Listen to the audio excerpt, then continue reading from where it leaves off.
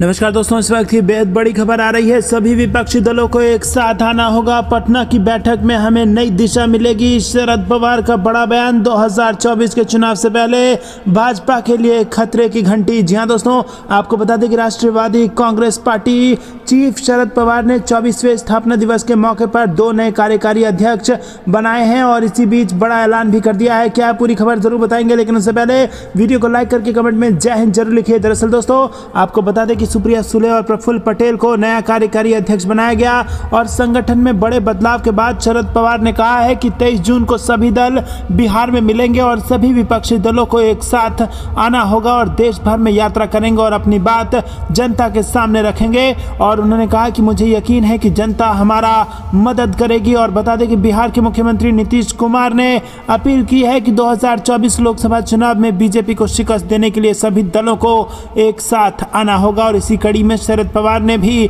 अपनी तरफ से ऐलान कर दिया है। शरद पवार ने कहा है कि लोकसभा चुनाव और इससे पहले 5 राज्यों में होने वाले विधानसभा चुनाव को लेकर विपक्ष को एकजुट होने की जरूरत है। 23 जून को पटना में हम विपक्षी दलों के साथ चर्चा करेंगे और साथ काम करेंगे। और उन्होंने कहा कि आप जानते हैं कि हम 23 जून को पटना में बैठकर यहाँ पर बैठक में इस बात पर विस्तार से चर्चा होगी कि लोकसभा चुनाव में हम सब मिलकर कैसे काम करें। तो दोस्तों, एकजुटता की फिर से यहाँ पर आवाज उठा दी है शरद पवार ने, जिससे बीजेपी की मुश्किल 2024 के लोकसभा चुनाव में बढ़ सकती है। आपको क्या कुछ लगता है कमेंट में जरूर बताइए। वीडियो को लाइक करना मत भूलेगा और इस प्रकार की खबरों के लिए चैनल को सब्सक्राइब भी कर लीजिए। रुक करते हैं अगली ब्रेकिंग न्यूज की तरफ। रात के गढ़ से प्रचार की शुरुआत करेंगी प्रियंका गांधी। जी हां दोस्तों, आपको बता दें कि मध्य प्रदेश में विधानसभा चुनाव साल के अंत में है और प्रदेश में कांग्रेस के लिए चुनाव प्रचार के अभियान की शुरुआत महासचिव प्रियंका गांधी पीसीसी चीफ कमलनाथ के गढ़ से करने जा रही हैं। प्रियंका गांधी 12 जून को जबलपुर में मां नर्मदा की पूजा कर बहुसंख्य वोटरों को धार्मिक संदेश देंगी और इसके बाद बड़ी जनसभा का संबोधित वो करेंगी। इसकी तैयारी कांग्रेस जोर शोर से कर रही है और इसी रैली में 1 लाख लोगों को जुटाने की तैयारी है। रुक करते हैं अगली ब्रेकिंग न्यूज की तरफ। विपक्षी दल मिलकर लड़ेंगे 2024 का लोकसभा चुनाव। कपिल सिब्बल ने दिया यह बयान। जी दोस्तों, विपक्षी नेता अगले लोकसभा चुनाव में भाजपा के खिलाफ संयुक्त लड़ाई लड़ने के लिए बातचीत कर रहे हैं। इस महीने के अंत में पटना में विपक्षी दलों की बैठकें होनी हैं और एक साथ लड़ने का कार्य कुछ राज्यों में एक दूसरे के साथ प्रतिस्पर्धा करने वाले कुछ विपक्षी दलों के साथ चुनौतियों से भरा हुआ है। पूर्व केंद्रीय मंत्री कपिल सिब्बल ने शनिवार को कहा कि विपक्ष स्पष्ट है कि उसे 2024 का लोकसभा चुनाव में भाजपा की अगुवाई वाली सरकार को गिराने के लिए एकजुट होना चाहिए और उम्मीद जताई कि सभी विपक्ष एक साथ आएंगे। और सिब्बल ने ANI से कहा कि विपक्ष में हम सभी एक बात को लेकर स्पष्ट हैं कि अगर हमें 2024 का चुनाव लड़ना है और इस सरकार को गिराना है तो हमें एकजुट होना होगा। मुझे उम्मीद है कि विपक्ष में सभी पार्टियां एकजुट हो जाएंगी। सिब्बल ने केंद्रीय मंत्री गिरिराज सिंह की उस टिप्पणी का भी जवाब दिया जिसमें उन्होंने महात्मा गांधी के हत्यारे नाथूराम गोडसे को देश का सपूत करार दिया था। राज्यसभा सांसद सिब्बल ने कहा कि क्या गिरिराज सिंह के अनुसार गोडसे एक अच्छा बेटा था। RSS ने अंग्रेजों को मदद की पेशकश की और वो महात्मा गांधी को कैसे स्वीकार कर सकते हैं। तो ये मानसिकता महात्मा गांधी के सिद्धांतों के खिलाफ है। सिब्बल ने कहा कि सपूत का क्या मतलब, पूत का मतलब बेटा होता है, सपूत का मतलब अच्छा बेटा होता है। तो दोस्तों, आपको क्या कुछ लगता है कमेंट में जरूर बताइए। रुक करते हैं अगली ब्रेकिंग न्यूज़ की तरफ। चाहे PM मोदी हो या अमित शाह, CM गहलोत बोले राजस्थान में कांग्रेस ही जीतेगी। जी हाँ दोस्तों, राजस्थान में बड़ी खबर आ रही है। चुनाव बेहद निकट हैं और कांग्रेस अपनी अंदरूनी कलह का सामना कर रही है, मगर इन सब के बीच राज्य के CM अशोक गहलोत ने एक बार वापस भाजपा पर हमला बोला। CM गहलोत ने कहा कि भाजपा चुनावों को सांप्रदायिक रंग देती है मगर इस बार ये काम नहीं करेगा। उन्होंने दावा करते हुए कहा कि कर्नाटक में जिस प्रकार भाजपा की रणनीति नाकाम रही और वहां कांग्रेस की धमाकेदार जीत हुई, उसी तरह भाजपा राजस्थान में भी सफल नहीं होगी। राजस्थान में कांग्रेस ही जीतेगी। अशोक गहलोत ने एक इंटरव्यू में कहा कि भाजपा सांप्रदायिक रूप से संवेदनशील बयानों का इस्तेमाल कर जीतने का प्रयास करेगी। उन्होंने कहा कि अगर आप धर्म के संबंध में बात करते रहेंगे तो लोग आपकी तरफ आकर्षित होंगे, लेकिन ये सही काम नहीं है। उन्होंने कहा कि उनकी पार्टी के शासन के बुनियादी ढांचे से उन्हें राज्य में भाजपा के आक्रामक अभियान का मुकाबला करने में सहायता मिलेगी। मुख्यमंत्री ने आगे कहा कि चाहे PM मोदी हो या अमित शाह, वो धर्म के नाम पर नारे लगाते हैं और इस चुनाव में इनमें से कोई भी काम नहीं करेगा। जब उन्हें कर्नाटक में बजरंगबली का नारा दिया तो वो काम नहीं आया और ये बहुत गलत था।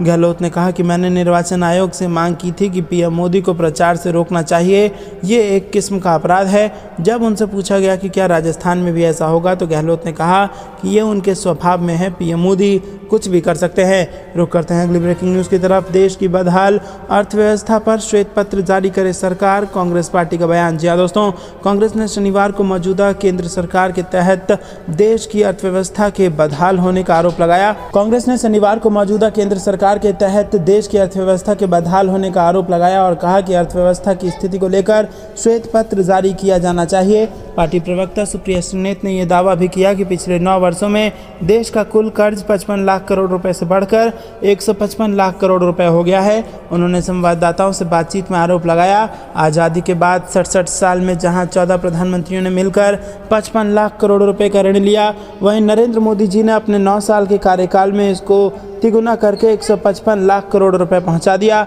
इसका मतलब यह है कि वर्ष 2014 से अब तक हमारे देश का कर्ज 100 लाख करोड़ से ज़्यादा बढ़ गया है। दोस्तों रुक करते हैं अगली ब्रेकिंग न्यूज़ की तरफ। दूध के बढ़ते दामों पर कांग्रेस का मोदी सरकार पर निशाना, कहा फिर भी एक कंपनी को दूसरे कंपनी से लड़ा रहे हैं। जी हाँ दोस्तों, कांग्रेस महासचिव जयराम रमेश ने शुक्रवार को मोदी सरकार पर देश में दूध उत्पादन में हो रही कमी को लेकर निशाना साधा और ट्वीट कर दावा किया कि भारत दूध संकट के कगार पर है और उन्होंने मोदी सरकार अपने चुनावी लाभ के लिए ये सहकारी समिति को दूसरे के खिलाफ खड़ा कर दिया है। जयराम रमेश ने ट्विटर पर एक मीडिया रिपोर्ट का हवाला देते हुए कहा कि श्वेत क्रांति के 50 साल बाद दुनिया का सबसे बड़ा दुग्ध उत्पादक देश भारत अब दूध की कमी से जूझ रहा है और इससे जुड़े उत्पादों को आयात करने के लिए मजबूर हो रहा है।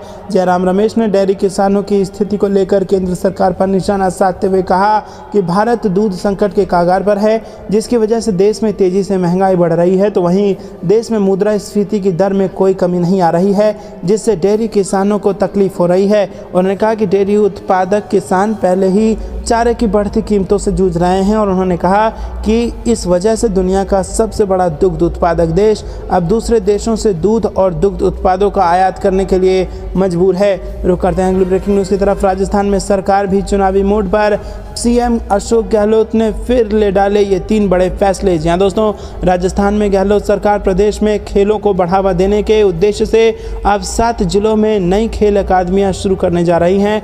मुख्यमंत्री अशोक गहलोत ने इन खेल अकादमियों के लिए 14 करोड़ 25 लाख रुपए की वित्तीय मंजूरी दी है। दोस्तों आपको बता दें कि अकादमी के निर्माण पर 2-2 करोड़ रुपए की लागत से ये होगा और साथ ही नागौर के डिडवाना में कबड्डी अकादमी का निर्माण 25 लाख रुपए की लागत से किया जाएगा। माना जा रहा है कि मुख्यमंत्री के इस निर्णय से स्थानीय स्तर पर ही युवाओं को खेलों में भाग लेने के अवसर प्राप्त होंगे। राज्य सरकार ने भरतपुर में यूनानी चिकित्सा के अंतर्गत रेजिमेंटल हिजामा थेरेपी का उत्कृष्ट केंद्र खोलने जाने की मंजूरी दी है। जाने से पहले वीडियो को लाइक करके कमेंट में लिखिए जय हिंद, जय भारत।